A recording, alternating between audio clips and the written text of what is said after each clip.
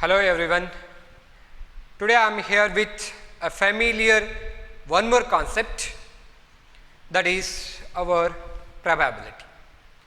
ನೋಡಿ, ನಮ್ಮ concept probability ಅನ್ನೋದೇನಿದೆ ಅದು ನಮಗೀಗ ಆಲ್ರೆಡಿ ಪರಿಚಯ ಇದೆ ಅಲ್ವಾ. ನಮ್ಮ ಹೈಸ್ಕೂಲಲ್ಲಿ ನೀವು ಆಲ್ರೆಡಿ ಈಗ ಸ್ಟಡಿ ಮಾಡಿರ್ತೀರ. ಹಾಗಿದ್ರೆ what is mean by a probability? ನೋಡಿ, ಪ್ರೊಬ್ಯಾಬಿಲಿಟಿ ಅನ್ನೋದು ಈಗ ನಾವು ಡೇ ಟು ಡೇ ಲೈಫಲ್ಲಿ ವರ್ಡನ್ನು ಯೂಸ್ ಮಾಡ್ತಾನೆ ಇರ್ತೀವಿ ಅಲ್ವಾ. ಅಂದರೆ ನಾನು ಈ ಸರಿ 10th ಪಾಸ್ ಆಗಬಹುದು, ಡಿಸ್ಟಿಂಕ್ಷನ್ ಬರಬಹುದು ಅಲ್ವಾ. ಈ ಥರ ನಾವು ವರ್ಡ್ಸ್ಗಳನ್ನ ಯೂಸ್ ಮಾಡ್ತಾ ಇರ್ತೀವಿ. ಅಂದರೆ ಈ ನಮ್ಮ ಡೇ ಟು ಡೇ ಲೈಫಲ್ಲಿ ಏನೆಲ್ಲ chance of occurrence of the events ಅಂತೇನು ಕರಿತೀವಿ, ಅವುಗಳನ್ನು ನಾವು ಸ್ಟಡಿ ಮಾಡಲಿಕ್ಕೆ ಈ ಪ್ರೊಬ್ಯಾಬಿಲಿಟಿನ ಯೂಸ್ ಮಾಡ್ಕೊಳ್ತೀವಿ. ಓಕೆ, ಹಾಗಾದರೆ ನಮ್ಮ ಪ್ರೊಬ್ಯಾಬಿಲಿಟಿ ನಮ್ಮ ಎಲ್ಲ ಹೇಗಿರುತ್ತೆ ಅಂದರೆ ಥಿಯರಿ ಬೇಸ್ಡ್ ಇರುತ್ತೆ. ಅಂದರೆ ಒಂದಿಷ್ಟು ಥಿಯರಿನ ಇಟ್ಕೊಂಡು ನಾವು ಈ ಪ್ರೊಬ್ಯಾಬಿಲಿಟಿ ಕಾನ್ಸೆಪ್ಟನ್ನು ಸ್ಟಡಿ ಮಾಡ್ತಾ ಹೋಗ್ತೀವಿ. ಈ ಪ್ರೊಬ್ಯಾಬಿಲಿಟಿ ಅನ್ನೋದು ಮ್ಯಾಥಮೆಟಿಕ್ಸ್ನ ಬ್ರಾಂಚ್ ಆಗಿದ್ದರೂ ಕೂಡ ನಮ್ಮ ಡೇ ಟು ಡೇ ಲೈಫಲ್ಲಿ ಬರ್ಬೋದಾದ ಎಲ್ಲ ಪ್ರಾಬ್ಲಮ್ಸ್ಗಳೇನಿರುತ್ತೆ ಅವುಗಳನ್ನು ಈ ಪ್ರೊಬ್ಯಾಬಿಲಿಟಿ ಅಂಡರ್ ನಾವು ಸ್ಟಡಿ ಮಾಡ್ಕೊಳ್ತೀವಿ. ಹಾಗಾಗಿ ನವಡೇಸ್ ಈ ಪ್ರೊಬ್ಯಾಬಿಲಿಟಿ ಅನ್ನೋದೇನಿದೆ ಇದೇ ಒಂದು ಬ್ರಾಂಚ್ ಆಗಿ ಕನ್ವರ್ಟ್ ಆಗ್ತಿದೆ. ಅಂದರೆ ನಮ್ಮ ಸ್ಟ್ಯಾಟಿಸ್ಟಿಕ್ಸ್ ಅಂತ ಏನಿದೆ, ಆ ಸ್ಟ್ಯಾಟಿಸ್ಟಿಕ್ಸು ನಮ್ಮ ಇಡೀ ನಂಬರ್ ಸಿಸ್ಟಮನ್ನು ಇಟ್ಕೊಂಡು ಕ್ಯಾಲ್ಕುಲೇಷನ್ ವೈಸ್ ಫಾರ್ಮುಲಾ ವೈಸ್ ಹೋದರೆ ಅದಕ್ಕೆ ಪ್ಯಾರಲಲ್ ಆಗಿ ನಮ್ಮ ಪ್ರೊಬ್ಯಾಬಿಲಿಟಿ ಏನು ಮಾಡುತ್ತೆ ಅಂದರೆ ಒಂದಿಷ್ಟು ಥಿಯರಿನ ಇಟ್ಕೊಂಡು ಹೋಗುತ್ತೆ. ಅಂದರೆ ಈ ಎರಡು ಸ್ಟ್ಯಾಟಿಸ್ಟಿಕ್ಸ್ ಆ್ಯಂಡ್ ಪ್ರೊಬ್ಯಾಬಿಲಿಟಿ ನಮ್ಮ ಮ್ಯಾಥಮೆಟಿಕ್ಸಿನ ಬ್ರಾಂಚಸ್ಗಳಾಗಿದ್ದರೂ ಕೂಡ ನಮ್ಮ ಮ್ಯಾಥಮೆಟಿಕ್ಸ್ ಅಷ್ಟೇ ವೈಡ್ ಆಗಿ ಇದರ ಏನು ಯೂಸ್ ಆಗಿರ್ಬೋದು ಅಥವಾ ಅದರ ಒಂದು ಕಾನ್ಸೆಪ್ಟ್ ಆಗಿರ್ಬೋದು ಇವಾಗ ನಾವು ಸ್ಟಡಿ ಮಾಡ್ಕೋಬೋದು. ಓಕೆ, ಹಾಗಾದರೆ ಈ ಒಂದಿಷ್ಟು ಪ್ರೊಬ್ಯಾಬಿಲಿಟಿನಲ್ಲಿ ಏನೆಲ್ಲ ಕಾನ್ಸೆಪ್ಟನ್ನು ನೀವು ಓದಿದ್ದೀರಿ ಆ ಕಾನ್ಸೆಪ್ಟ್ಗಳನ್ನ ಮತ್ತೆ ನಾನು ರೀಕಾಲ್ ಮಾಡಲಿಕ್ಕೆ ಹೋಗ್ತಾ ಇದ್ದೀನಿ. ಓಕೆ, ಪ್ರೊಬ್ಯಾಬಿಲಿಟಿ ಅಂದರೆ ಈಗ ಆಲ್ರೆಡಿ ಗೊತ್ತಾಯಿತು. Probability is the branch of mathematics in which we have to study the chance of occurrence of the anything in our day to day life. Correct ಅಲ್ಲ? ಓಕೆ, ಹಾಗಿದ್ದರೆ ಈ ಪ್ರೊಬ್ಯಾಬಿಲಿಟಿನಲ್ಲಿ use ಮಾಡುವಂತಹ concept ಹೇಗಿರುತ್ತೆ ನೋಡಿ. ನಮಗೆ ಮೇಯ್ನ್ ಆಗಿ experiments ಅಂತ ಬಂದಾಗ ನಮಗೆ 2 ಥರ ಎಕ್ಸ್ಪೆರಿಮೆಂಟ್ಗಳು ಬರುತ್ತೆ ನೋಡಿ. ಒಂದು ಎಕ್ಸ್ಪೆರಿಮೆಂಟ್ಗಳಿಗೆ ಒಂದು ನಿರ್ದಿಷ್ಟವಾದ ರಿಸಲ್ಟ್ ಅನ್ನೋದು ಇರುತ್ತೆ, ಹೌದಲ್ವಾ. ಈಗ ನಾವು ಈ ಲ್ಯಾಬ್ಗಳಿಗೆಲ್ಲ ಹೋಗ್ಬಿಟ್ಟು ಈಗ ಜನರಲ್ ಆಗಿ H and O ಅನ್ನು ಮಿಕ್ಸ್ ಮಾಡಿದರೆ ಏನು ಸಿಗತ್ತೆ, ಒಂದು ಸರಿಯಾದ ಮಿಕ್ಸ್ಚರ್ ಆಗಿ ನಾವು ಕನ್ವರ್ಟ್ ಮಾಡ್ತೀವಿ ಏನಂದ್ರೆ ಹೈಡ್ರೋಜನ್ ಮತ್ತು ಆಕ್ಸಿಜನ್ನ ನಾವು ಮಿಕ್ಸ್ ಮಾಡ್ತಿದ್ವಿ ಅಂದರೆ we get H2O, isn't it? ಅಂದರೆ ನಮಗೆ H and O ಆ್ಯಡ್ ಮಾಡ್ತಾ ಇದ್ದೀವಿ ಅಂತಂದರೆ ನಮಗೆ ಇಂಥದ್ದೇ ಒಂದು ನಿರ್ದಿಷ್ಟವಾದ ರಿಸಲ್ಟ್ ಬರುತ್ತೆ ಅಂದರೆ ಆಲ್ರೆಡಿ ಗೊತ್ತಿರುತ್ತೆ ನಮಗೆ. That is predetermined results ಅಲ್ವಾ. ಬಟ್ ಕೆಲವೊಂದು ಎಕ್ಸ್ಪೆರಿಮೆಂಟ್ಸ್ಗಳು ಎಷ್ಟು ಸಾರಿ ಕಂಡಕ್ಟ್ ಮಾಡಿದ್ರೂ ಕೂಡ ನಮಗೆ ನಿರ್ದಿಷ್ಟವಾದ ರಿಸಲ್ಟ್ಗಳು ಬರೋದೇ ಇಲ್ಲ, ಗೊತ್ತಾಗೋದಿಲ್ಲ. ಈಗ ನೋಡಿ, ಒಂದು ಎಕ್ಸಾಂಪಲ್ ಹೇಳೋದಾದರೆ ಒಂದು ಕಾಯಿನ್ ಇದೆ, ಕಾಯಿನ್ನ ಟಾಸ್ ಮಾಡ್ತಾ ಇದ್ದೀವಿ ಅಂತ ಇಟ್ಕೊಳ್ಳಿ. ಓಕೆ, ಕಾಯಿನ್ನ ಟಾಸ್ ಮಾಡ್ತಾ ಇದ್ದೀವಿ ಅಂದರೆ ಆ ಕಾಯಿನ್ನ ಟಾಸ್ ಮಾಡುವಾಗ ನಮಗೆ ನಿರ್ದಿಷ್ಟವಾದ ರಿಸಲ್ಟ್, ಈಗ ಕಾಯಿನ್ನ ಟಾಸ್ ಮಾಡಿದಾಗ ಹೆಡ್ ಆರು ಬರ್ಬೋದು, ಟೇಲ್ ಅದು ಬರ್ಬೋದು ಅಲ್ವಾ. ಈಗ ಹಾಗಿದ್ದರೆ ಯಾರೋ ಮುಖ್ಯವಾದ ವ್ಯಕ್ತಿ ಬಂದು ಅದನ್ನು ಟಾಸ್ ಮಾಡ್ತಿದ್ದಾರೆ ಅಂತ ಅಂದ್ಬಿಟ್ಟು ಅದು ಹೆಡ್ಡೇ ಬರೋದು ಅಥವಾ ಟೇಲೇ ಬರೋದು ಅಥವಾ ನಮಗೆ ಬೇಕಾಗಿದ್ದೇ ಬರೋದು ಆ ಥರ ಬರುತ್ತಾ? ಬರಲಿಕ್ಕೆ ಚಾನ್ಸ್ ಇಲ್ಲ. ಅಂದರೆ ಅದರ ರಿಸಲ್ಟನ್ನು ನಾವು ಫಸ್ಟ್ ಗೆಸ್ ಮಾಡಲಿಕ್ಕೆ ಆಗಲ್ಲ. ಹಾಗಾದರೆ ನಮ್ಮಲ್ಲಿ ಈಗ 2 ಥರ ಎಕ್ಸ್ಪೆರಿಮೆಂಟ್ಗಳು ಇದ್ದಾವೆ ಅನ್ನೋದು ಕ್ಲಿಯರ್ ಆಯಿತು. ಒಂದು ರಿಸಲ್ಟ್ ಆಲ್ರೆಡಿ ಗೊತ್ತಿರುತ್ತೆ, ಇನ್ನೊಂದು ರಿಸಲ್ಟನ್ನು ನಮಗೆ ಗೆಸ್ ಮಾಡಲಿಕ್ಕೆ ಆಗಬಾರ್ದು. ಹಾಗಾದರೆ ನಮ್ಮ ಈ ಪ್ರೊಬ್ಯಾಬಿಲಿಟಿನಲ್ಲಿ ನಾವು ಯೂಸ್ ಮಾಡುವಂತಹ ಎಕ್ಸ್ಪೆರಿಮೆಂಟ್ಗಳು ಹೀಗಿರುತ್ತೆ. ಎಕ್ಸ್ಪೆರಿಮೆಂಟ್ಗಳ ರಿಸಲ್ಟ್ಗಳು ನಮಗೆ ಫಸ್ಟೇ ಗೊತ್ತಾಗಬಾರ್ದು. ಅರ್ಥ ಆಗತ್ತಲ್ಲ? ಈ ಥರ ಎಕ್ಸ್ಪೆರಿಮೆಂಟ್ಗಳಿದ್ದರೆ ಅವುಗಳನ್ನ ನಾವೇನಂತ ಕಾಲ್ ಮಾಡ್ತೀವಿ, ರ್ಯಾಂಡಮ್ ಎಕ್ಸ್ಪೆರಿಮೆಂಟ್ಸ್ ಅಂತ ಕಾಲ್ ಮಾಡ್ತೀವಿ. ಹಾಗಾದರೆ ರ್ಯಾಂಡಮ್ ಎಕ್ಸ್ಪೆರಿಮೆಂಟ್ ಅಂದ್ರೆ ಏನು, ಅದಕ್ಕೆ ಒಂದು ಡೆಫಿನೇಷನ್ ಅಂದ್ರೆ ಏನು? ಓಕೆ, ಒಂದು ಡೆಫಿನೇಷನ್ ಕೊಟ್ಬಿಡೋಣ. An experiment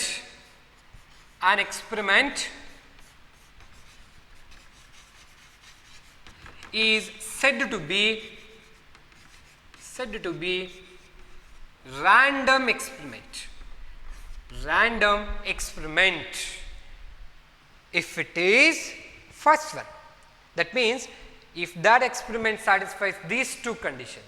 First one is it has more than one possible outcomes, one possible results. ಅರ್ಥ ಆಗುತ್ತಲ್ಲ, ಆ ಒಂದು ಎಕ್ಸ್ಪೆರಿಮೆಂಟಿನ ರಿಸಲ್ಟ್ ಮೋರ್ ದ್ಯಾನ್ ಒನ್ ಆಗಿರಬೇಕು. ಓಕೆ, ಅಂದರೆ ಪ್ರತಿ ಸಾರಿ ಕಂಡಕ್ಟ್ ಮಾಡಿದಾಗಲೂ ಹೊಸ ಹೊಸ ರಿಸಲ್ಟ್ಸ್ಗಳು ಬರ್ತಾ ಇರಬೇಕು, ಬೇರೆ ಬೇರೆ ರಿಸಲ್ಟ್ಸ್ಗಳು ಬರ್ತಾ ಇರಬೇಕು, ಒಂದಕ್ಕಿಂತ ಜಾಸ್ತಿ ರಿಸಲ್ಟ್ಸ್ಗಳು ಬರ್ತಾ ಇರಬೇಕು. Next second one, it is not possible to predict the outcome in advance. Already ನಾನು ಹೇಳಿದ್ದೀನಿ, ಇದರ ರಿಸಲ್ಟನ್ನು ನಾವು ಏನು ಡಿಟರ್ಮೈನ್ ಮಾಡಲಿಕ್ಕೆ ಅಥವಾ ಫಸ್ಟ್ ಗೆಸ್ ಮಾಡಲಿಕ್ಕೆ, ಅಡ್ವಾನ್ಸ್ ಆಗಿ ಗೆಸ್ ಮಾಡಲಿಕ್ಕೆ ಆಗಬಾರ್ದು. ಈ ಎರಡು ಕಂಡೀಷನ್ನ ಸ್ಯಾಟಿಸ್ಫೈ ಮಾಡೋ ಎಲ್ಲ ಎಕ್ಸ್ಪೆರಿಮೆಂಟ್ಗಳನ್ನ ನಾವೇನಂತ ಕರಿತೀವಿ, ರ್ಯಾಂಡಮ್ ಎಕ್ಸ್ಪೆರಿಮೆಂಟ್ ಅಂತ ಕಾಲ್ ಮಾಡ್ತೀವಿ. Is it clear? An experiment is said to be random experiment if it satisfies these two conditions. One is it has more than one possible outcome, and second one is it is not possible to predict the outcome in advance. Okay, ಇದಕ್ಕೆ example ಆಗಿ ಈಗ already ನಾವು ಸುಮಾರಷ್ಟು ಎಕ್ಸಾಂಪಲ್ಸ್ಗಳನ್ನ ನೋಡ್ಕೊಂಡಿದ್ದೀವಿ. ಅದಕ್ಕೆ main ಆಗಿ ತುಂಬ important ಆಗಿ ಈಸಿಯಾಗಿ ಕೊಡ್ಬೋದಾದ ಎಕ್ಸಾಂಪಲ್ಸ್ ಯಾವುದಪ್ಪ ಅಂದರೆ tossing a coin, throwing a die, ಅಥವಾ ಏನು ಕಾರ್ಡ್ಸ್ಗಳಾಗಿರ್ಬೋದು, ಪ್ಲೇಯಿಂಗ್ ಕಾರ್ಡ್ಸ್ ಆಗಿರ್ಬೋದು. ಈ ಥರ ಎಕ್ಸಾಂಪಲ್ಸ್ಗಳನ್ನ ಕೊಟ್ಕೊಳ್ಳೋದು ನಮಗೆ ಗೊತ್ತಿದೆ ರ್ಯಾಂಡಮ್ ಎಕ್ಸ್ಪೆರಿಮೆಂಟ್ಗೆ. ಅರ್ಥ ಆಗತ್ತಲ್ಲ? ಹಾಗಾದರೆ ಈ ರ್ಯಾಂಡಮ್ ಎಕ್ಸ್ಪೆರಿಮೆಂಟಲ್ಲಿ ಅಥವಾ ಯಾವುದೇ ಒಂದು ಎಕ್ಸ್ಪೆರಿಮೆಂಟಲ್ಲಿ ನಮಗೆ ಒಂದಿಷ್ಟು ರಿಸಲ್ಟ್ಸ್ಗಳು ಬರುತ್ತೆ ಅಲ್ವಾ? ಹಾಗಾದರೆ ನಮ್ಮ possible results of a random ಎಕ್ಸ್ಪೆರಿಮೆಂಟ್ಸ್ಗಳೇನಿದೆ ಅವುಗಳನ್ನ ನಾವೇನಂತ ಕಾಲ್ ಮಾಡ್ತೀವಿ ಅಂದರೆ ಔಟ್ಕಮ್ಸ್ ಅಂತ ಕಾಲ್ ಮಾಡ್ತೀವಿ. ಓಕೆ, ಈಗ ಆಲ್ರೆಡಿ ನಾನು ಹೇಳಿದಾಗೆ ನಮ್ಮ ಒಂದು ಕಾಯಿನ್ನ ಟಾಸ್ ಮಾಡಿದಾಗ ನಮ್ಗೆ ಯಾವುದೆಲ್ಲ ರಿಸಲ್ಟ್ಸ್ಗಳು ಬರ್ಬೋದು, ಹೆಡ್ ಬರ್ಬೋದು ಅಥವಾ ಟೇಲ್ ಬರ್ಬೋದು, ಕರೆಕ್ಟ್ ಅಲ್ಲ? ಅವುಗಳನ್ನ ನಾವೇನಂತ ಕರಿತೀವಿ, ಔಟ್ಕಮ್ಸ್ ಅಂತ ಕರ್ಕೊಳ್ತೀವಿ. ಅವುಗಳನ್ನ ನಾವು ರೆಪ್ರೆಸೆಂಟ್ ಕೂಡ ಮಾಡ್ಕೋಬೋದು, ಅಂದರೆ ಸ್ಮಾಲ್ ಲೆಟರ್ಸ್ ಆಫ್ ಆಲ್ಫಾಬೆಟ್ ಇಂದ ರೆಪ್ರೆಸೆಂಟ್ ಮಾಡ್ಕೋಬೋದು, ABCD ಅಂತೆಲ್ಲ ರೆಪ್ರೆಸೆಂಟ್ ಮಾಡ್ಕೋಬೋದು. ಅಥವಾ ನಮ್ಮ ನಂಬರ್ ಸಿಸ್ಟಮ್ 1 2 3 ಅಂತ ಬರುತ್ತೆ, ಅಥವಾ ಹೆಚ್, ನಮ್ಗೆ ಹೇಗೆ ಬೇಕೋ ಆ ಥರ ಎಲ್ಲ ರೆಪ್ರೆಸೆಂಟ್ ಮಾಡ್ಕೊಳ್ಬೋದು. ಓಕೆ, ದೆನ್ ಈಗ ನಾನು ಆಲ್ರೆಡಿ ಹೇಳಿದ್ದೀನಿ ನೋಡಿ, ಒಂದು ಕಾಯಿನ್ನ ಟಾಸ್ ಮಾಡ್ತಾ ಇದ್ದೀನಿ ಅಂತ ಇಟ್ಕೊಳ್ಳಿ, you will get either head or tail. Represent head as H and tail as T. Okay, ಹೆಡ್ಡನ್ನು ಹೆಚ್ ಅಂತ ರೆಪ್ರೆಸೆಂಟ್ ಮಾಡಿದ್ದೀನಿ, ಟೇಲನ್ನು ಟಿ ಅಂತ ರೆಪ್ರೆಸೆಂಟ್ ಮಾಡಿದ್ದೀನಿ, ಕ್ಯಾಪಿಟಲ್ ಲೆಟರ್ನ ಯೂಸ್ ಮಾಡ್ಕೊಂಡಿದ್ದೀನಿ. Okay, next set of all possible outcomes of a random experiment. Set of all, ಅವುಗಳನ್ನೆಲ್ಲ collect ಮಾಡ್ಕೋ. ನೋಡಿ, ಈಗ ಕಲೆಕ್ಟ್ ಮಾಡಿದ್ದೀನಿ ನಾನು. Set of all possible outcomes of a random experiment, that is called as A sample space. That is called as a sample space. Already ವರ್ಡ್ಸ್ಗಳು familiar ಇದೆ ನಮಗೆ.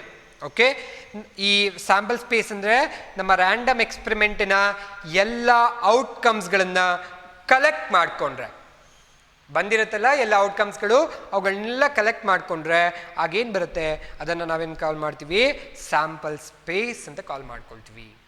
ಹಾಗಾದರೆ ಸ್ಯಾಂಪಲ್ ಸ್ಪೇಸನ್ನು ಹೇಗೆ ರೆಪ್ರೆಸೆಂಟ್ ಮಾಡ್ತೀವಿ? ಈಗ ಆಲ್ರೆಡಿ ಗೊತ್ತಿದೆ, sample space represented by S, right? Generally S ಅಂತ represent ಮಾಡ್ಕೊಳ್ತೀವಿ. S is equal to bracket H comma T.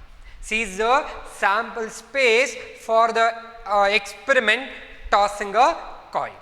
ಒಂದು ಕಾಯಿನ್ನ ಟಾಸ್ ಮಾಡಿದರೆ will get a sample space as H and T. ಇದು ನಮ್ಮ ರ್ಯಾಂಡಮ್ ಎಕ್ಸ್ಪೆರಿಮೆಂಟಿನ ಔಟ್ಕಮ್ಸ್ ಆ್ಯಂಡ್ ಸ್ಯಾಂಪಲ್ ಸ್ಪೇಸ್. ಹಾಗಾದರೆ ನಮಗೆ ಈಗ ಆಲ್ರೆಡಿ ಗೊತ್ತಿರುವಂತಹ ಕೆಲವೊಂದು ಎಕ್ಸ್ಪೆರಿಮೆಂಟಿನ ಸ್ಯಾಂಪಲ್ ಸ್ಪೇಸ್ ಏನೆಲ್ಲ ಆಗತ್ತೆ ಅನ್ನೋದನ್ನು ನೋಡೋಣ. ಓಕೆ, ನೋಡಿ, ಈಗ ನಮ್ಮ ರ್ಯಾಂಡಮ್ ಎಕ್ಸ್ಪೆರಿಮೆಂಟ್ ಅಂತ ಬಂದಾಗ ಅದರಲ್ಲಿ ಸುಮಾರಷ್ಟು ಎಕ್ಸ್ಪೆರಿಮೆಂಟ್ಗಳನ್ನ ನಾವು ಕನ್ಸಿಡರ್ ಮಾಡ್ತೀವಿ. ಅದರಲ್ಲಿ ಮೇಯ್ನ್ ಆಗಿ tossing a coin, throwing a die ಅಲ್ವಾ, ಹಾಗೆಯೇ ಪ್ಲೇಯಿಂಗ್ ಕಾರ್ಡ್ಸ್ಗಳನ್ನ ಇಟ್ಕೊಂಡು ಹೋಗೋದು. ನೋಡಿ, ಇಲ್ಲಿ ಈ ಒಂದು ಏನು ಎಕ್ಸ್ಪೆರಿಮೆಂಟ್ಗಳೇನಿದೆ ಅವುಗಳನ್ನ ನಾನು ಸ್ವಲ್ಪ ಡೀಟೇಲ್ ಆಗಿ ಹೇಳ್ಬಿಡ್ತೀನಿ, ಅದು ನಮಗೆ ತುಂಬಾ ಯೂಸ್ ಆಗುತ್ತೆ. ಓಕೆ, ಈಗ ನೋಡಿ, ಟಾಸಿಂಗ್ ಎ ಕಾಯಿನ್ ಅಂತ ಬಂದರೆ, ಟಾಸಿಂಗ್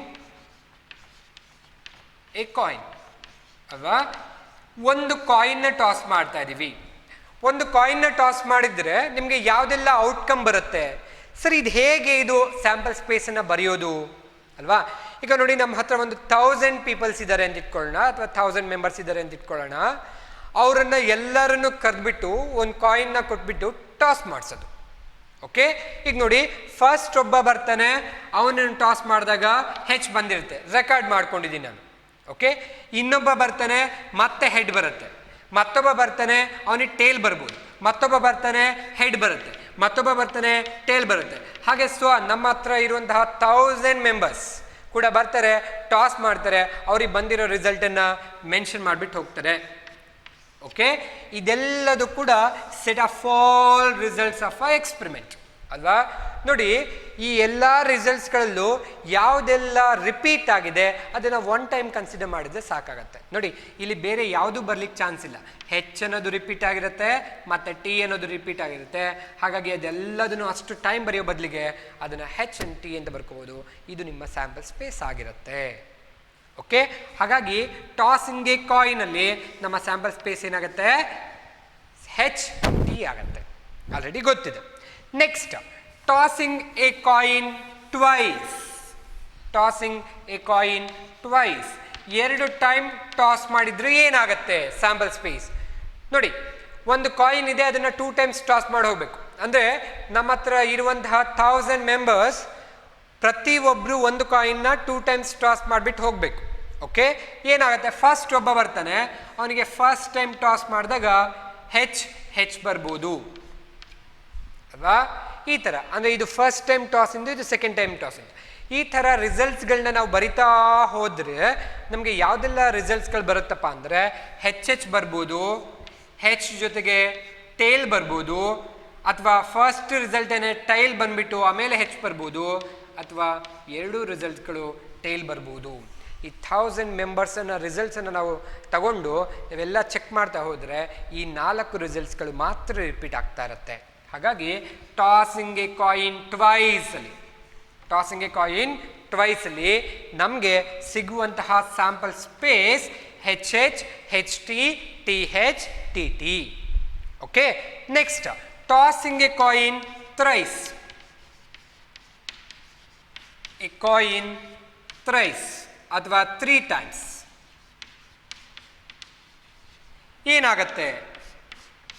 ಯಾವುದೆಲ್ಲ ಔಟ್ಕಮ್ ಬರುತ್ತೆ? ನೋಡಿ, 3 ಟೈಮ್ಸ್ ಟಾಸ್ ಮಾಡ್ತಾ ಇದ್ದೀವಿ ಒಂದೇ ಕಾಯಿನ್ ಅಂದರೆ, ಫಸ್ಟ್ ಟೈಮಲ್ಲಿ ಹೆಡ್ ಬರ್ಬೋದು, ಸೆಕೆಂಡ್ ಟರ್ಮಲ್ಲಿ ಹೆಡ್ ಬರ್ಬೋದು, ಥರ್ಡ್ ಟರ್ಮಲ್ಲಿ ಕೂಡ ಹೆಡ್ ಬರ್ಬೋದು. ಇದು ಒಂದು ಔಟ್ಕಮ್ ಅಲ್ವಾ? ಅದೇ ಥರ ಇನ್ನು ಉಳಿದ ಔಟ್ಕಮ್ಗಳು ಯಾವುದೆಲ್ಲ ಬರುತ್ತೆ? ಹೆಚ್ ಲಾಸ್ಟ್ ಒನ್ನಲ್ಲಿ ಟಿ ಬರ್ಬೋದು, ಹೆಚ್ T H T H H, next H T T T H T T T H, and the last one is T T T. ನೋಡಿ, ಈ 8 ರಿಸಲ್ಟ್ಸ್ಗಳು ಅಥವಾ 8 ಔಟ್ಕಮ್ಗಳು ನಮಗೆ ಒಂದು ಕಾಯಿನ್ನ 3 ಟೈಮ್ಸ್ ಟಾಸ್ ಮಾಡಿದರೆ ಸಿಗತ್ತೆ. ಹಾಗಾಗಿ the sample space is this one. ನೋಡಿ, tossing a coin 3 times and toss 3 coins once ಅಂದರೂ ಒಂದೇ. ಟಾಸ್ 3 ಕಾಯಿನ್ಸ್ ಒನ್ಸ್. ಓಕೆ, ಅಥವಾ ಟಾಸಿಂಗ್ ಎ ಕಾಯಿನ್ 3 ಟೈಮ್ಸ್, ಒಂದು ಕಾಯಿನ್ನ 3 ಟೈಮ್ ಟಾಸ್ ಮಾಡೋದು, ಅಥವಾ 3 ಕಾಯಿನ್ಸ್ನ 1 ಟೈಮ್ ಟಾಸ್ ಮಾಡೋದು, 2 ಕೂಡ ಒಂದೇ. ಅಥವಾ ಟಾಸಿಂಗ್ ಎ ಕಾಯಿನ್ ಟ್ವೈಸ್ ಅಥವಾ ಟಾಸ್ 2 ಕಾಯಿನ್ ಒನ್ಸ್, ಅವೆರಡೂ ಕೂಡ ಒಂದೇ ರಿಸಲ್ಟನ್ನು ಕೊಡುತ್ತೆ. ಹಾಗಾದರೆ ಇದು ಇನ್ನು 4 ಟೈಮ್ಸ್ ಆದರೆ 5 ಟೈಮ್ಸ್ ಆದರೆ ಆ ರಿಸಲ್ಟ್ಸ್ಗಳು ಸ್ವಲ್ಪ ದೊಡ್ಡದಾಗಿ ಹೋಗ್ತಾ ಇರುತ್ತೆ. ಓಕೆ, ನೆಕ್ಸ್ಟ್ ಬಂದರೆ ನಮ್ಮ ಥ್ರೋಯಿಂಗ್ ಎ ಡೈಗೆ ಬಂದರೆ ನೋಡೋಣ ಏನಾಗತ್ತೆ ಅಂತ.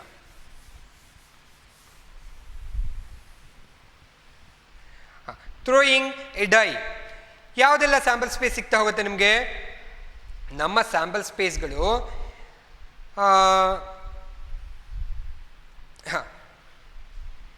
Throwing a dye,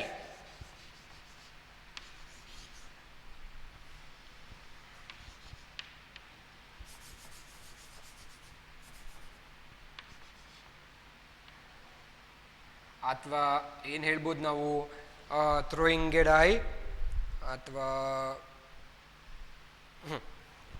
okay tossed. One more example.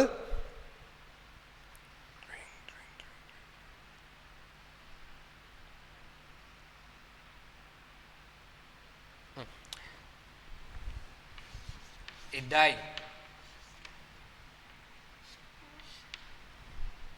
Okay, ಏನಾಗುತ್ತೆ? ಒಂದು ಡೈನ ಥ್ರೋ ಮಾಡಿದ್ದೀನಿ ನಾನು. ಏನಾಗುತ್ತೆ? ಸಿ, ಒಂದು ಡೈನ ಥ್ರೋ ಮಾಡಿದೆ. ನಮಗೆ ಗೊತ್ತಿದೆ ಡೈ ಅಂದರೆ 6 ಫೇಸ್ ಇರುತ್ತೆ. 6 ಫೇಸ್ ಮೇಲೂ ಕೂಡ ಒಂದೊಂದು ನಂಬರ್ನ ಇಂಡಿಕೇಟ್ ಮಾಡ್ತೀವಿ. 1 2 3 4 5 6 ಅಂತ, ಅಥವಾ ನಾವು ಅದನ್ನು ಡಾಟಿಂದ ಕೂಡ ಡಿನೋಟ್ ಮಾಡ್ಕೊಳ್ಬೋದು. ಓಕೆ, ನಂಬರಿಂದ ಡಿನೋಟ್ ಮಾಡೋದಾದರೆ ನಿಮಗೆ 1 ಅಂತ ಬರ್ಬೋದು, 2 ಅಂತ ಬರ್ಬೋದು, 3 ಅಂತ ಬರ್ಬೋದು, 4 ಅಂತ ಬರ್ಬೋದು, 5 ಅಂತ ಬರ್ಬೋದು, 6 ಅಂತ ಬರ್ಬೋದು. ಮೋರ್ ದ್ಯಾನ್ 6 ಇರಲ್ಲ, ಲೆಸ್ ದ್ಯಾನ್ 1 ಕೂಡ ಇರಲ್ಲ. ಓಕೆ, ಯಾಕೆಂದರೆ ನಮ್ಮ ಹತ್ರ 6 ಫೇಸ್ ಇರುತ್ತದು, ಅಂದರೆ ಅದು ಕ್ಯೂಬ್ ಅದು. ಹಾಗಾಗಿ 6 ಫೇಸ್ ಇರುತ್ತೆ. 6 ಫೇಸಲ್ಲಿ ಒಂದೊಂದು ನಂಬರ್ನ ನಾವು ಡಿನೋಟ್ ಮಾಡ್ತೀವಿ ಅಂದರೆ 1 to 6 ಡಿನೋಟ್ ಮಾಡ್ಬೋದು. ಹಾಗಾಗಿ ಥ್ರೋಯಿಂಗ್ ಎ ಡೈ ಅಥವಾ throw a die gives sample space as 1 2 3 4 5 6. Throwing a die twice. Throwing a die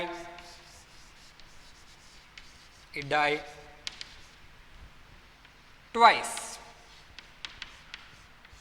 2 times ನೀವೇನಾದ್ರು ಟಾಸ್ ಮಾಡಿದ್ದೀರಾ ಅಂತ ಆದರೆ, ಥ್ರೋ ಮಾಡಿದ್ದೀರಾ ಅಂತ ಆದರೆ ಸ್ಯಾಂಪಲ್ ಸ್ಪೇಸ್ ಏನಾಗ್ಬಿಡುತ್ತೆ ನೋಡಿ. 2 times ಥ್ರೋ ಮಾಡಿದ್ದೀರಾ ಅಂದರೆ 1 1 ಬರ್ಬೋದು, 1 ಜೊತೆಗೆ 2 ಬರ್ಬೋದು, 1 ಜೊತೆಗೆ 3 ಬರ್ಬೋದು, 1 ಜೊತೆಗೆ 4 ಬರ್ಬೋದು, 1 ಜೊತೆಗೆ 5 ಬರ್ಬೋದು, 1 ಜೊತೆಗೆ 6 ಬರ್ಬೋದು. ಇದು 1 ಜೊತೆಗೆ ಬರ್ಬೋದಾದಂಥ ಪಾಸಿಬಿಲಿಟೀಸ್.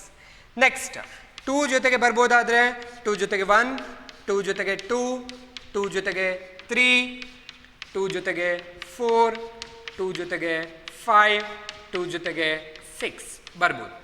ಅಥವಾ 3 ಜೊತೆಗೆ 1, 3 ಜೊತೆಗೆ 2, 3 ಜೊತೆಗೆ 3 ಆ್ಯಂಡ್ ಸೋ ಆನ್, 4 ಜೊತೆಗೆ 1, 4 ಜೊತೆಗೆ 2, 4 ಜೊತೆಗೆ 3 ಆ್ಯಂಡ್ ಸೋ ಆನ್, 5 ಜೊತೆಗೆ, ಹಾಗೆ ಲಾಸ್ಟ್ 1 6 ಜೊತೆಗೆ 1, 6 2, 6 3, 6 4, 6 5 ಆ್ಯಂಡ್ ಲಾಸ್ಟ್ 1 6 6. ನೋಡಿ, ಈ ಥರ ಸ್ಯಾಂಪಲ್ ಸ್ಪೇಸಲ್ಲಿ ಎಲಿಮೆಂಟ್ಸ್ಗಳು ನಿಮಗೆ ಸಿಗ್ತಾ ಹೋಗುತ್ತೆ ಒಂದು ಡೈನ 2 times ಥ್ರೋ ಮಾಡಿದರೆ. ಅರ್ಥ ಆಯ್ತಲ್ಲ? ಇದು ನಮ್ಮ ಡೈ ಬಗ್ಗೆ ಆಯಿತು. ಓಕೆ, ನೋಡೋಣ. ಹಾಗಿದ್ರೆ ಇನ್ನು ಇಂಪಾರ್ಟೆಂಟ್ ಆಗಿ ಇನ್ನೊಂದು ಕಾನ್ಸೆಪ್ಟ್ ಯಾವುದಪ್ಪ ಅಂದರೆ ನಮ್ಮ cards. It is very important. Cards, playing cards. Okay, cards ನೋಡಿ, ಯಾವಾಗಲೂ ನಮಗೆ ಈಗ ನಾವು ಕಾರ್ಡ್ಸ್ಗಳನ್ನ ಆಡಿರ್ತೀವಿ ಅಲ್ವಾ, ಆಡಿರ್ತೀವಿ, ಅದ್ರಲ್ಲಿ ನೋಡಿರ್ತೀವಿ, ಸೆಟ್ ಅಂತ ಆಡಿರ್ತೀವಿ. ಓಕೆ, ಆ ಕಾರ್ಡ್ಸಲ್ಲಿ ಯಾವುದೆಲ್ಲ ಟೈಪ್ಸ್ ಇರುತ್ತೆ ಅಥವಾ ಅದನ್ನು ಹೇಗೆಲ್ಲ ಡಿಫ್ರೆನ್ಷಿಯೇಟ್ ಮಾಡ್ಬೋದು ಅನ್ನೋದನ್ನು ನನಗೆ ಡೀಟೇಲ್ ಆಗಿ ಬರಿತಾ ಇದ್ದೀನಿ ನೋಡಿ. ಆ್ಯಕ್ಚುಲ್ ಆಗಿ ನಮ್ಮ ಪ್ಲೇಯಿಂಗ್ ಕಾರ್ಡ್ಸಲ್ಲಿ 54 ಕಾರ್ಡ್ಸ್ ಇರುತ್ತೆ. ಓಕೆ, ಅಂದರೆ ನಮ್ಮ ಮ್ಯಾಥಮೆಟಿಕ್ಸಿಗೆ, ಅಂದರೆ ನಮ್ಮ ಪ್ರೊಬಾಬಿಲಿಟಿನಲ್ಲಿ ತಗೊಳ್ಳೋದು ನಾವು 52 ಕಾರ್ಡ್ಸ್. ಬಟ್ ಅದರ ಜೊತೆಗೆ 2 ಜೋಕರ್ಸ್ ಇರುತ್ತೆ, ಗೊತ್ತಿದೆ ನಮಗೆ. ಬಟ್ ಆ ಜೋಕರ್ಸ್ ಏನಿದೆ 2 ಕಾರ್ಡ್ಸನ್ನು ನಾವು ಬಿಟ್ಬಿಡ್ತೀವಿ. ಯಾವುದಕ್ಕೆ? ನಮ್ಮ ಪ್ರೊಬಾಬಿಲಿಟಿಗೆ ಬಂದಾಗ, ನಾವು ಮ್ಯಾಥಮೆಟಿಕ್ಸಿಗೆ ಬಂದಾಗ ಆ ಜೋಕರ್ ಕಾರ್ಡ್ಸನ್ನು ಬಿಡ್ತೀವಿ. ಹಾಗಾಗಿ ಆ 2 ಕಾರ್ಡನ್ನು ಬಿಟ್ಟು ನಾವು ಮ್ಯಾಥಮೆಟಿಕ್ಸಿಗೆ ಕಾರ್ಡ್ಸ್ಗಳನ್ನ ಕನ್ಸಿಡರ್ ಮಾಡ್ತೀವಿ ಅನ್ನೋದಾದರೆ ನಮ್ಮ ಪ್ಲೇಯಿಂಗ್ ಕಾರ್ಡ್ಸ್ಗಳು ಟೋಟಲ್ ಆಗಿ ಎಷ್ಟಿರುತ್ತೆ? 52 ಇರುತ್ತೆ. ಓಕೆ, ಈ 52 ಕಾರ್ಡ್ಸ್ ಏನಿದೆ ಇದನ್ನು ಈ ಬೇಸ್ಡ್ ಆನ್ ಕಲರ್ ಡಿಫ್ರೆನ್ಷಿಯೇಟ್ ಮಾಡೋದಾದರೆ, ಕಲರ್ ವೈಸ್ ನಾವೇನಾದರೂ ಡಿಫ್ರೆನ್ಷಿಯೇಟ್ ಮಾಡ್ತೀವಿ ಅನ್ನೋದಾದರೆ ನಮಗೆ 2 ಟೈಪ್ಸ್ ಸಿಗತ್ತೆ. ಯಾವುದ್ಯಾವುದು ಅಂದರೆ ಒಂದು ರೆಡ್, ಇನ್ನೊಂದು ಬ್ಲ್ಯಾಕ್. ಕರೆಕ್ಟ್ ಅಲ್ವಾ? ರೆಡ್ ಆ್ಯಂಡ್ ಬ್ಲ್ಯಾಕ್ ಕಾರ್ಡ್ಸ್ಗಳು ಸಿಗುತ್ತೆ. ಹಾಗಾದರೆ ಟೋಟಲ್ 52ನಲ್ಲಿ ರೆಡ್ ಕಾರ್ಡ್ ಎಷ್ಟಿರುತ್ತೆ, ಬ್ಲ್ಯಾಕ್ ಕಾರ್ಡ್ ಎಷ್ಟಿರುತ್ತೆ? 2 ಈಕ್ವಲ್ ಆಗಿ ಡಿವೈಡ್ ಆಗಿರಬೇಕು. ಕರೆಕ್ಟ್ ಅಲ್ಲ? ಹಾಗಾದರೆ ಎಷ್ಟಿರುತ್ತೆ? 26 ಕಾರ್ಡ್ಸ್, 26 ಕಾರ್ಡ್ಸ್. ಸರಿ ಅಲ್ವಾ? 26 ಕಾರ್ಡ್ಸ್ ಇರುತ್ತೆ. ನೆಕ್ಸ್ಟ್ ಬಂದರೆ ಬೇಸ್ಡ್ ಆನ್ ಸ್ಯೂಟ್, ನೆನ್ಪು ಮಾಡ್ಕೊಳ್ಳಿ, ಸ್ಯೂಟ್ ಅಂತ ಕರಿತೀವಿ. ಬೇಸ್ಡ್ ಆನ್ ಸ್ಯೂಟ್ ಅಥವಾ ಶೇಪ್ ಅಂತ ಕೂಡ ಹೇಳ್ಕೋಬಹುದು. ನಾವು 4 ಟೈಪ್ ಆಗಿ ಡಿನೋಟ್ ಮಾಡ್ಕೊಳ್ತೀವಿ. ಯಾವುದೆಲ್ಲ ಡಿನೋಟ್ ಮಾಡ್ಕೊಳ್ತೀವಿ? ಯಾವುದೆಲ್ಲ ಬರುತ್ತೆ? ಹಾರ್ಟ್ ಅಲ್ವಾ, heart, then spade, then diamond, then club ಅಲ್ವಾ. ನೋಡಿ ನಾನಿಲ್ಲಿ ರೆಡ್ ಬರೆದಿದ್ದೀನಿ, ಹಾಗಾಗಿ ಹಾರ್ಟ್ ಆ್ಯಂಡ್ ಡೈಮಂಡ್ ಈ ಕಡೆ ಬರ್ಕೊಂಡ್ಬಿಡ್ತೀನಿ. Heart and diamond and spade and club. ನೋಡಿ ಇದರಲ್ಲಿ ಡಯಾಗ್ರಾಮ್ ಹೇಗಿರುತ್ತೆ, ಆ ಒಂದು ಶೇಪ್ ಇರುತ್ತಲ್ಲ, ಶೇಪ್ ಹೇಗಿರುತ್ತಪ್ಪ ಅಂದರೆ ಹಾರ್ಟ್ ನಾವು ನೋಡಿರ್ತೀವಿ ಈ ಥರ ಇರುತ್ತೆ ಅಲ್ವಾ, ಈ ಥರ ಶೇಪ್ ಇರುತ್ತೆ. ಆ್ಯಂಡ್ ಡೈಮಂಡ್ ಅಂತ ಬಂದರೆ ಈ ಥರ ಇರುತ್ತೆ, ಈ ಶೇಪಲ್ಲಿ ಇರುತ್ತೆ ಅಲ್ವಾ. ಇನ್ನು ಸ್ಪೇಡ್ ಅಂತ ಬಂದರೆ ನಮ್ಮ ಈ ಅರಳಿ ಎಲೆ ಏನಿರುತ್ತಲ್ಲ ಆ ಥರ ಇರುತ್ತೆ, ಈ ಥರ ಇರುತ್ತೆ.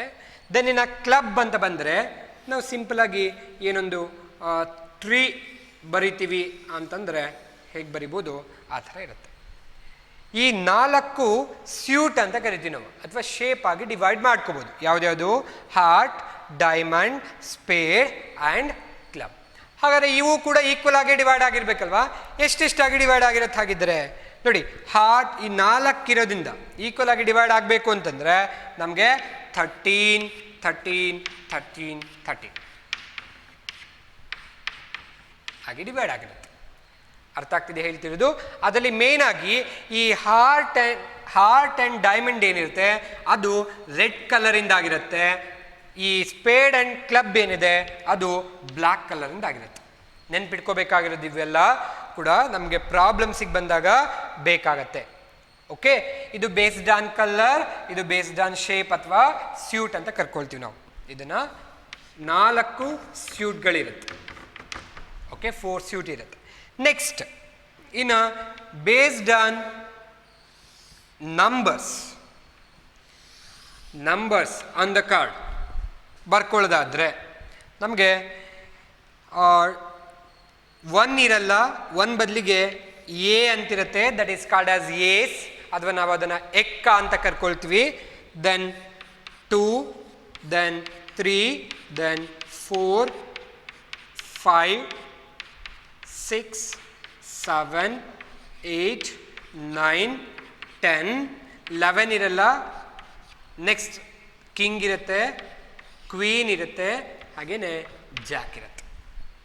ನೋಡಿ, ಬೇಸ್ಡ್ ಆನ್ ನಂಬರ್ಸ್ ಅಂತಂದರೆ ಏಸ್ 1 ಬದಲಿಗೆ ಏಸ್ ಇರುತ್ತೆ, ಎ ಅಂತ ಕರ್ಕೊಳ್ತೀವಿ, ಎಕ್ಕ ಅಂತ ಕರಿತೀವಿ.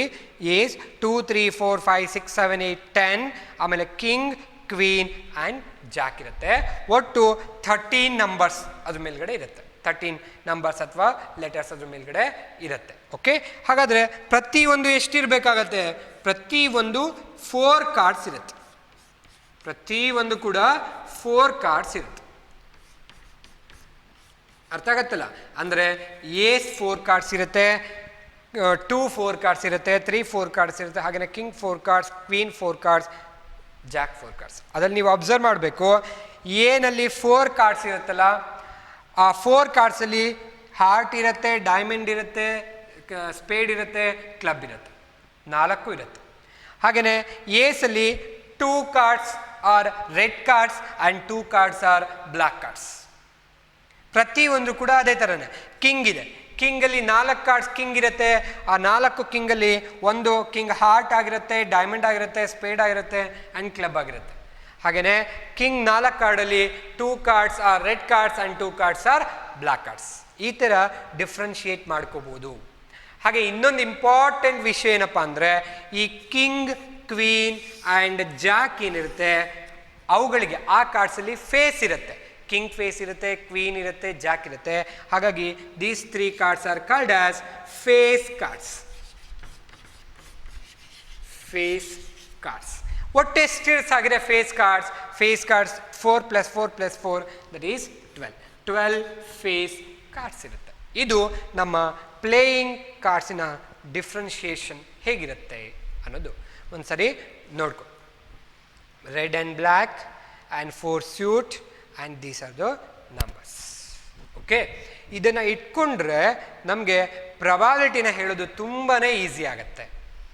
ಓಕೆ, ಇದೆಲ್ಲ ತಿಳ್ಕೊಂಡಾದ್ಮೇಲೆ ನಮಗೆ ಹೇಗೆ ಪ್ರೊಬಾಬಿಲಿಟಿನ ಪ್ರೊಬಾಬಿಲಿಟಿನ ಮ್ಯಾಥಮೆಟಿಕಲ್ ಆಗಿ ಹೇಗೆ ಒಂದು ಡಿಫೈನ್ ಮಾಡ್ಕೋಬೋದು, ಅದಕ್ಕೆ ಫಾರ್ಮುಲಾ ಏನು ಬರುತ್ತೆ ಅನ್ನೋದೆಲ್ಲ ಗೊತ್ತಾಗ್ತಾ ಹೋಗುತ್ತೆ. ಓಕೆ, ಇದು ಒಂದಿಷ್ಟು ಸ್ಯಾಂಪಲ್ ಸ್ಪೇಸನ್ನು ಬರಿತೀವಿ ಅನ್ನೋದಾದರೆ ಈ ಎಲ್ಲ ಕಾನ್ಸೆಪ್ಟ್ಗಳು ಗೊತ್ತಿರಬೇಕು. ಓಕೆ, ನೆಕ್ಸ್ಟ್ ಬಂದರೆ ನಮಗೆ ಈವೆಂಟ್.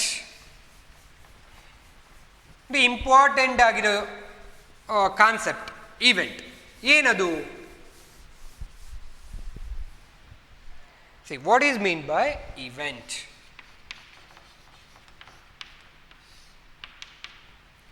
See, ಯಾವುದೇ ಒಂದು ರ್ಯಾಂಡಮ್ ಎಕ್ಸ್ಪೆರಿಮೆಂಟಿಗೆ ಸ್ಯಾಂಪಲ್ ಸ್ಪೇಸನ್ನು ನಾವು ಹೇಗೆ ರೆಪ್ರೆಸೆಂಟ್ ಮಾಡ್ತೀವಿ? ಎಸ್ ಅಂತ ರೆಪ್ರೆಸೆಂಟ್ ಮಾಡ್ಕೊಳ್ತೀವಿ ಅಲ್ವಾ? ಈಗ ನೋಡಿ, throwing a die, the sample space for throwing a die is 1, 2, 3, 4, 5, 6. Okay, 1, 2, 3, 4, 5, 6. ಈಗ ನಾನು ಈ ಒಂದು ಸ್ಯಾಂಪಲ್ ಸ್ಪೇಸಲ್ಲಿ ಏನು ಸೆಟ್ ಆಫ್ ಆಲ್ ಔಟ್ಕಮ್ಸ್ ಇದೆ ಅದರಲ್ಲಿ ಒಂದಿಷ್ಟು ಎಲಿಮೆಂಟ್ಸ್ಗಳನ್ನ ತಗೊಂಡ್ಬಿಡ್ತೀನಿ. 2, 4, 6 ಅಂತ ತಗೊಳ್ತೀನಿ. ಏನಿದು? ಈವನ್ ನಂಬರ್ಸ್ ಅಲ್ವಾ? ಅಥವಾ 1, 3, 5 ತಗೊಳ್ತೀನಿ, ಆಡ್ ನಂಬರ್ಸ್ ಅಲ್ವಾ? ನೋಡಿ, ಈ ಸೆಟ್ ಏನಿದೆ, ಈ ಸೆಟ್ಗಳು ಅಥವಾ ಈ ಎಲಿಮೆಂಟ್ಸ್ಗಳು ಎಲ್ಲಿಂದ ಕನ್ಸಿಡರ್ ಮಾಡಿರ್ಬೋದು? ನಾವು ಸ್ಯಾಂಪಲ್ ಸ್ಪೇಸಿಂದ ಕನ್ಸಿಡರ್ ಮಾಡಿರೋದು ಅಲ್ವಾ? ಹಾಗಾದರೆ ಈ ಒಂದು ಏನಿದೆ ಅಲ್ಲ ಸೆಟ್ಗಳು, ಇವುಗಳನ್ನ ನಾವೇನು ಕರಿತೀವಿ ಅಂದರೆ ಇವೆಂಟ್ಸ್ ಅಂತ ಕರ್ಕೊಳ್ತೀವಿ. ಅಂದರೆ ಇವೆಂಟ್ ಅಂದ್ರೆ ಏನರ್ಥ? Events are generally represented as events are the subsets of the sample space.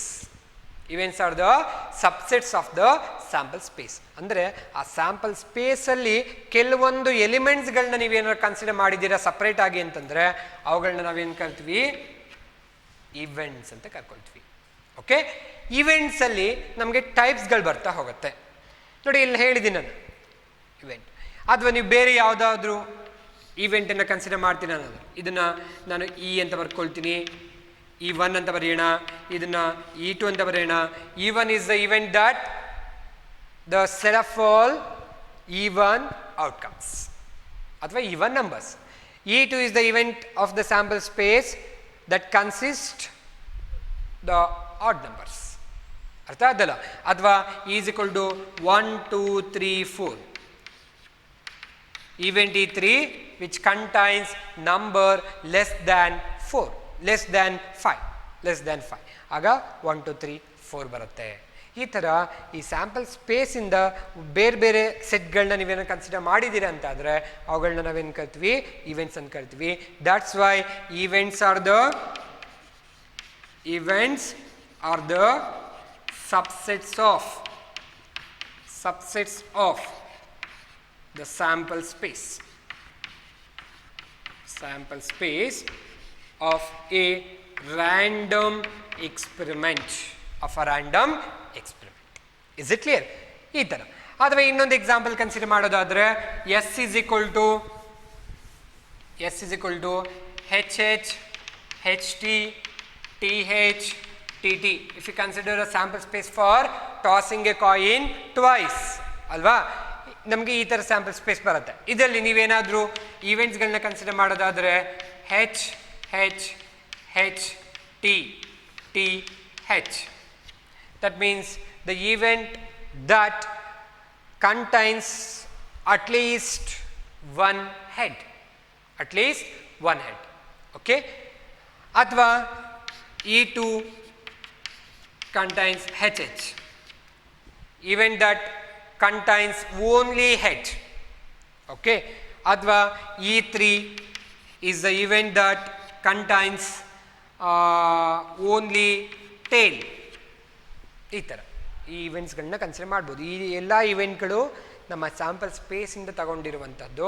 ಹಾಗಾಗಿ ಈ ಇವೆಂಟ್ಸ್ಗಳನ್ನ subsets of the sample space ಅಂತ ಕಾಲ್ ಮಾಡ್ಕೊಳ್ತೀವಿ. ಓಕೆ, ಈ ನಮ್ಮ ಇವೆಂಟಲ್ಲಿ ಒಂದಿಷ್ಟು ಟೈಪ್ಸ್ಗಳು ಬರುತ್ತೆ.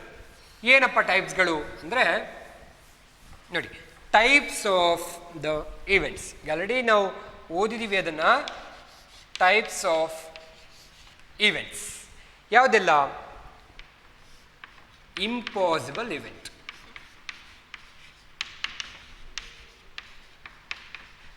ಬಟ್ ಈಗ ಆಲ್ರೆಡಿ ನಾನು ಹೇಳಿದ್ದೀನಿ ನಿಮ್ಗೆ ನಾನು ಏನು ಈವೆಂಟ್ ಅಂದರೆ event means the subset of the sample space ಅಲ್ವಾ. ಅಂದರೆ ಸ್ಯಾಂಪಲ್ ಸ್ಪೇಸಲ್ಲಿ ಕೆಲವೊಂದು ಎಲಿಮೆಂಟ್ಗಳನ್ನ ತಗೋ ಅಂತ ಅಲ್ವಾ. ಇಂಪಾಸಿಬಲ್ ಇವೆಂಟ್ ಅಂದರೆ ಈವೆಂಟ್ ನಡೆದೇ ಇರಬಾರ್ದು. ಇವೆಂಟ್ ನಡಿಬಾರ್ದು ಅಂದರೆ ಇವೆಂಟಲ್ಲಿ ಯಾವ ಔಟ್ಕಮ್ಗಳು ಇರಬಾರ್ದು ಅಲ್ವಾ. ಹಾಗಾದರೆ ಏನು ಹೇಳ್ಬೋದು, an event which contains no element ಅಥವಾ ನೋ ಔಟ್ಕಮ್ಸ್, ರೈಟ್. ಹಾಗಾದರೆ ಒಂದು ಎಕ್ಸಾಂಪಲ್ನ ಕೊಟ್ಬಿಡೋಣ. S is equal to 1 2 3 4 5 6 is the sample space for the event that tossing a coin, isn't it? Sorry, tossing a die. ಹಾಗಾದರೆ ಒಂದು ಇವೆಂಟ್ನ ಕನ್ಸಿಡರ್ ಮಾಡೋಣ, ಈ ಏನೋ ಇವೆಂಟ್ ಸಚ್ ದಟ್ ನಂಬರ್ ಅಥವಾ ಗೆಟಿಂಗ್ ಎ ನಂಬರ್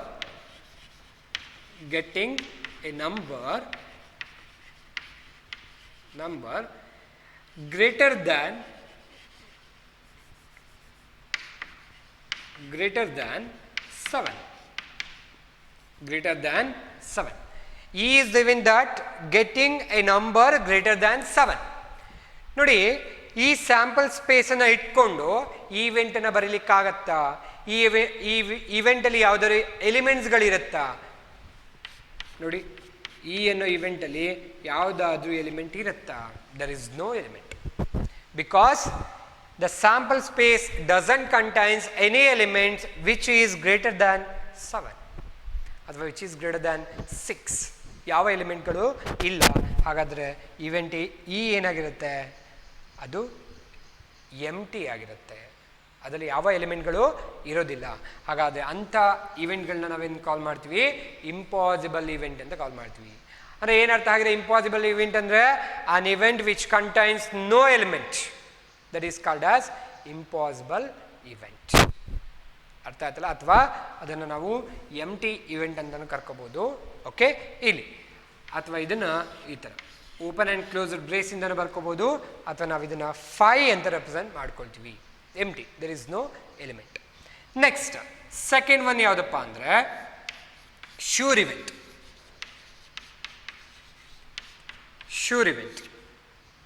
ಏನು ಶ್ಯೂರ್ ಇವೆಂಟ್ ಅಂದರೆ an event which contains all the elements of the sample space. Sample ಸ್ಪೇಸಲ್ಲಿ ಇರುವಂತಹ ಎಲ್ಲ ಎಲಿಮೆಂಟ್ಸ್ಗಳನ್ನ ಯಾವ್ದಾದ್ರು ಇವೆಂಟ್ ಇಟ್ಕೊಂಡಿದ್ರೆ ಅದನ್ನು ನಾವೇನು ಕಾಲ್ ಮಾಡ್ತೀವಿ, ಶ್ಯೂರ್ ಇವೆಂಟ್ ಅಂತ ಕಾಲ್ ಮಾಡ್ತೀವಿ.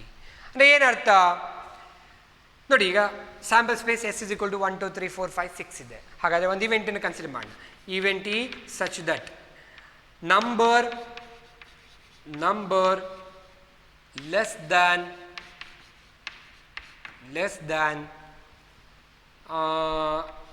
7. ನಂಬರ್ ಲೆಸ್ ದ್ಯಾನ್ 7 ಅಂದರೆ ಈ ಇವೆಂಟಲ್ಲಿ ಯಾವುದೆಲ್ಲ ಎಲಿಮೆಂಟ್ಸ್ಗಳು ಬಂದುಬಿಡುತ್ತೆ, 1 2 3 4 5 6.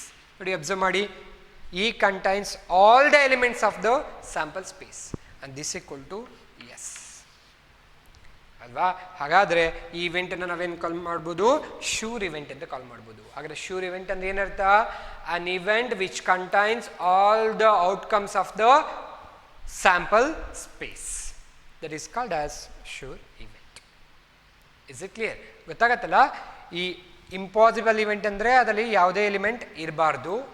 ದೆನ್ ಶ್ಯೂರ್ ಇವೆಂಟ್ ಅಂದರೆ ಅದರಲ್ಲಿ ಎಲ್ಲ ಎಲಿಮೆಂಟ್ಗಳು ಇರಬೇಕು. Okay, next simple event.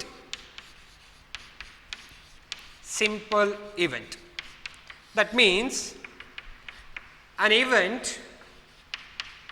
event which contains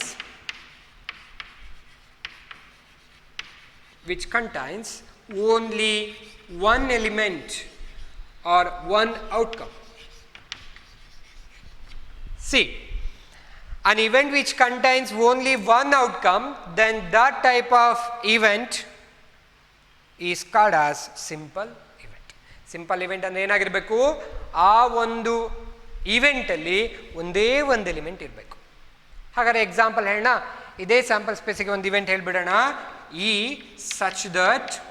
such that a number divisible by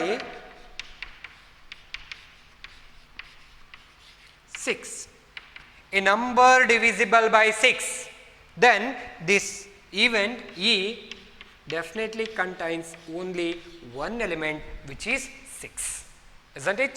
ಹಾಗಾದರೆ ಈ ಇವೆಂಟನ್ನು ನಾವೇನು ಕಾಲ್ ಮಾಡ್ಬೋದು? ಸಿಂಪಲ್ ಇವೆಂಟ್ ಅಂತ ಕಾಲ್ ಮಾಡ್ಬೋದು. ಸಿಂಪಲ್ ಇವೆಂಟ್ ಅಂದರೆ ಏನಾಗಿರಬೇಕಾಗಿದ್ರೆ an event which contains only one outcome. That event must contains only one outcome. Is it clear? The type of event is called as simple event. Next, fourth type ಯಾವುದಪ್ಪ ಅಂದರೆ compound event.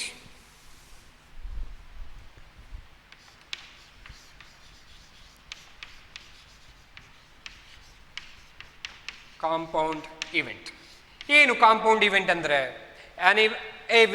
an event which is not simple. That means what? An event which contains more than one outcome, that is called as compound event. That means an event which contains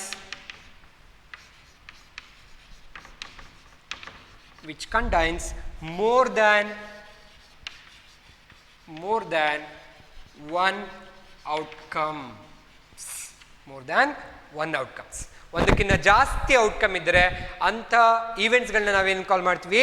compound events ಅಂತ ಕಾಲ್ ಮಾಡ್ತೀವಿ. ಹಾಗಾದ್ರೆ ಒಂದು example ಹೇಳ್ಬಿಡೋಣ. S = 1 2 3 4 5 6 sample space ಇದೆ. ಇದಕ್ಕೆ ಒಂದು ಇವೆಂಟನ್ನು ಬರೋಣ. Number less than 5. ಯಾವುದೆಲ್ಲ ಬರುತ್ತೆ ಹಾಗಿದ್ರೆ ಇವೆಂಟ್ ಒಳಗಡೆ? 1 2 3 4. Clearly this event contains more than one outcome. That's why this event definitely compound event. Compound event ಆಗಬೇಕು ಅಂದರೆ ಏನಾಗಿರಬೇಕು? ಆ ಔಟ್ಕಮ್ಗಳು ಒಂದಕ್ಕಿಂತ ಜಾಸ್ತಿ ಇರಬೇಕು. ಈ ಥರ ಈ ನಮ್ಮ ಈವೆಂಟ್ಗಳ ಟೈಪ್ಸ್ಗಳನ್ನ ಡಿಫ್ರೆನ್ಷಿಯೇಟ್ ಮಾಡ್ಕೊಂಡು ಹೋಗ್ಬೋದು. ಯಾವುದ್ಯಾವುದು? Impossible event, sure event, simple event and compound event. Is it clear? Okay. ಹಾಗಿದ್ರೆ ಈಗ ನಾವು ಇವೆಂಟ್ ಬಗ್ಗೆ ಮಾತಾಡಿದ್ವಿ ಮತ್ತು ರ್ಯಾಂಡಮ್ ಎಕ್ಸ್ಪೆರಿಮೆಂಟ್ ಬಗ್ಗೆ ಮಾತಾಡಿದ್ವಿ. ಹಾಗಾದರೆ ಪ್ರೊಬಾಬಿಲಿಟಿ ಬಗ್ಗೆನೂ ಮಾತಾಡಬೇಕಾಗತ್ತೆ. ಪ್ರೊಬಾಬಿಲಿಟಿ ಆಫ್ ದ ಇವೆಂಟ್ ಏನಾಗಿರುತ್ತೆ? C, probability means the chance of occurrence of the event ಅಲ್ವಾ? ಈ ಒಂದು ಸ್ಯಾಂಪಲ್ ಸ್ಪೇಸನ್ನು ಬರೆದ್ಬಿಡೋಣ. S = 1 2 3 4 5 6. ಓಕೆ. ಹಾಗಾದರೆ ನಾನಿಲ್ಲಿ ಈವನ್ ನಂಬರ್ಸ್ ಅಂತ ಕನ್ಸಿಡರ್ ಮಾಡೋದಾದರೆ ಯಾವುದೆಲ್ಲ ಬರುತ್ತೆ? 2 4 6 ಅಂತ ಬರುತ್ತೆ. ಆಡ್ ನಂಬರ್ ಅಂತ ಕನ್ಸಿಡರ್ ಮಾಡೋದಾದರೆ 1 2 1 3 5 ಅಂತ ಬರುತ್ತೆ. ಈಗ ನಾನು ಯೋಚನೆ ಮಾಡ್ತಾ ಇದ್ದೀನಿ, ವಾಟ್ ಈಸ್ ದ ಪ್ರೊಬಾಬಿಲಿಟಿ ಅಥವಾ what is the chance of occurrence of the even number ಅಂತ ಯೋಚನೆ ಮಾಡ್ತಾ ಇದ್ದೀನಿ. ಏನಾಗಿದ್ದರೆ ಈವನ್ ನಂಬರ್ ಸಿಗುವಂತಹ ಚಾನ್ಸಸ್ ಎಷ್ಟಿದೆ ನೋಡಿ. ಈಗ ನಾವು ಕ್ಯಾಲ್ಕುಲೇಟ್ ಮಾಡ್ತಾ ಇದ್ದೀವಿ chance of occurrence of the even number. ಹೌದಾ? This chance of occurrence of the even number that is also called as probability of the even number, that is represented as P of even number. Correct ಅಲ್ವಾ? ಹಾಗಾದರೆ ಏನಾಗಿರುತ್ತೆ ನೋಡಿ, ಎಷ್ಟಿದಾವೆ even ನಂಬರ್ಗಳು? 3 ಇದೆ, 3 ಇದೆ, 3 even numbers ಇದೆ. Divided by the total number of outcome in the sample space, that is 6. ಹಾಗಿದ್ರೆ even number ಸಿಗುವಂಥ chance ಎಷ್ಟಿದೆ? 1/2 ಟೈಮ್ಸ್ ಇದೆ. ಓಕೆ. ಅದೇ ಥರ probability of getting odd number. ಎಷ್ಟಾಗತ್ತೆ? ಆಡ್ ನಂಬರ್ಸ್ ಎಷ್ಟಿದೆ? 3 ಇದೆ. Divided by total number of outcomes ಎಷ್ಟಿದೆ? 6 ಇದೆ. That is also 1/2. ಹಾಗಾದರೆ how we can define probability of the any event?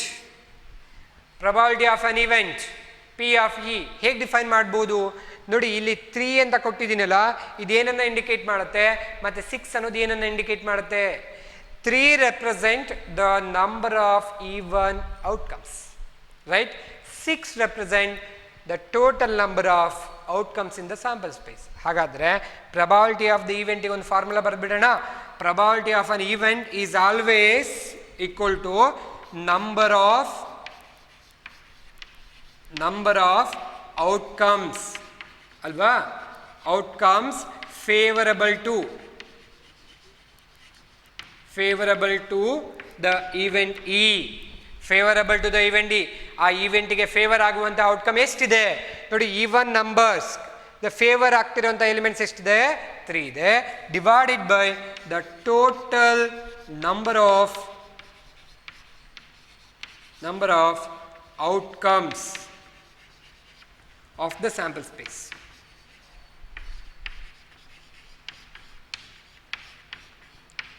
Of the sample space. This gives the probability of any event.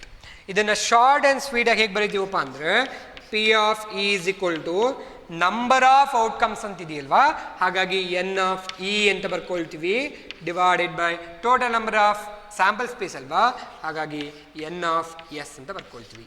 This is the formula to find out probability of any event. P of E is equal to N of E divided by N of S. That means the number of outcome favorable to the event E divided by the total number of outcomes of the sample space. Okay. ಇನ್ನೊಂದು example ಕೊಡೋದಾದ್ರೆ S is equal to H and T.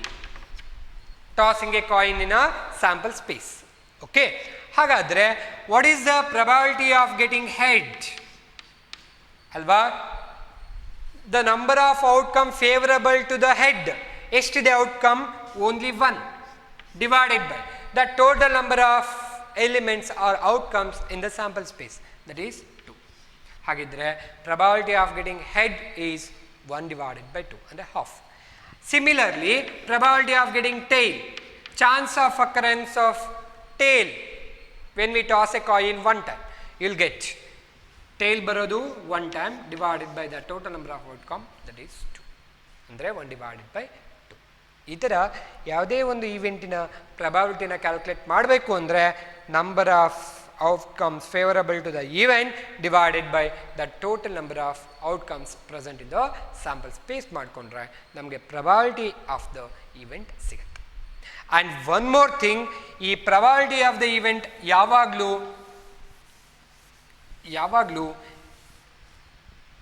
Probability of the event ಅಂದರೆ probability of chance of occurrence of the event that is should be greater than or equal to 0 and less than or equal to 1. ಇದು important condition. ಯಾವಾಗಲೂ ಏನಾಗಿರಬೇಕು, 0 ಆಗಿರ್ಬೋದು ಅಥವಾ 1 ಆಗಿರ್ಬೋದು, ಮತ್ತು in between 0 and 1 ಇರುತ್ತೆ. ಯಾವುದೇ ಕಾರಣಕ್ಕೂ ನೆಗೆಟಿವ್ ಆಗಲಿ, ಯಾವುದೇ ಕಾರಣಕ್ಕೂ 1ಕ್ಕಿಂತ ಜಾಸ್ತಿ ಆಗಲಿಕ್ಕೆ ಚಾನ್ಸ್ ಇಲ್ಲ. ಅರ್ಥ ಆಗ್ತಿದೆಯಾ? ಇದು ಪ್ರೊಬಬಿಲಿಟಿ ಆಫ್ ದ ಇವೆಂಟಿನ ಕಂಡೀಷನ್. ಓಕೆ, ಈ ಒಂದು ಕಂಡೀಷನ್ನ ಇಟ್ಕೊಂಡು ಇನ್ನು ಕೆಲವೊಂದಿಷ್ಟು ಪಾಯಿಂಟ್ಸ್ಗಳನ್ನ ನಾವು ಸ್ಟಡಿ ಮಾಡ್ಕೊಳ್ತೀವಿ ನಮ್ಮ ಫಸ್ಟ್ ಪಿ ಯುಗೆ ಬಂದಾಗ. ಓಕೆ, ಈ ಥರ ನಾವು ಈಗೇನು ಇಂಪಾರ್ಟೆಂಟ್ ಅಂದರೆ ನಮಗೆ tossing a coin, throwing a die, ಆಮೇಲೆ ಪ್ಲೇಯಿಂಗ್ ಕಾರ್ಡ್ಸ್ಗಳಾಗಿರ್ಬೋದು, ಈ ಎಲ್ಲ ಕಾನ್ಸೆಪ್ಟ್ಗಳನ್ನ ಸ್ವಲ್ಪ ಗೊತ್ತಿತ್ತು ಅಂತಂದರೆ, ಫೆಮಿಲಿಯರ್ ಇತ್ತು ಅಂದರೆ ಫಸ್ಟ್ ಪಿ ಯುನಲ್ಲಿ ಮತ್ತೆ ಇದೇ ಕಾನ್ಸೆಪ್ಟ್ಗಳು ಬರ್ತಾ ಹೋಗುತ್ತೆ. ಇವುಗಳನ್ನ ಮತ್ತೆ ನಾವು ಸ್ಟಡಿ ಮಾಡ್ಕೊಳ್ತೀವಿ, ತುಂಬಾ ಈಸಿಯಾಗಿರುತ್ತೆ. ಹಾಗೆಯೇ ನಾವು ಸುಮಾರಷ್ಟು ಪ್ರಾಬ್ಲಮ್ಸ್ಗಳನ್ನೆಲ್ಲ ನೀವು ಹೈಸ್ಕೂಲಲ್ಲಿ ಮಾಡ್ಕೊಂಡಿರ್ತೀರಿ, ಅವೇ ಪ್ರಾಬ್ಲಮ್ಸ್ಗಳು ಮತ್ತೆ ರಿಪೀಟ್ ಆಗ್ತಾ ಇರುತ್ತೆ. ನಮಗೆ ಆಲ್ರೆಡಿ ಇಲ್ಲಿ ಇನ್ನೊಂದು ಇಂಪಾರ್ಟೆಂಟ್ ಕಾನ್ಸೆಪ್ಟ್ ಗೊತ್ತಿರುತ್ತೆ. ಯಾವುದು ಅಂದರೆ probability of any event plus probability of E bar. ಅರ್ಥ ಆಗುತ್ತಲ್ಲ? Okay, that is always equal to 1. Correct ಅಲ್ಲ? ಪ್ರೊಬಬಿಲಿಟಿ ಆಫ್ ಇ ಬಾರ್ ಅಥವಾ ಇ ಡ್ಯಾಶ್ ಅಂತಂದ್ರೆ ಏನರ್ಥ? ನಾಟ್ ಇ ಅಂತ.